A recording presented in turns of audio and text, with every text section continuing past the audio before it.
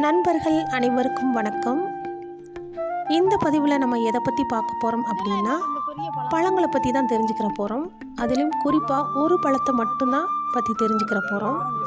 அது என்ன பழம், அதோட பேர் என்ன, இதெல்லாம் பற்றி தான் இந்த பதிவில் பார்க்க போகிறோம்.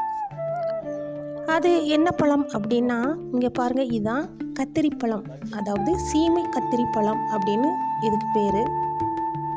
இந்த பழத்தை கொஞ்சம் கவனித்து பாருங்கள். இதோட வடிவத்தை கொஞ்சம் பாருங்கள். இது பார்ப்பதற்கு முட்டை வடிவம் போல இருக்கும்.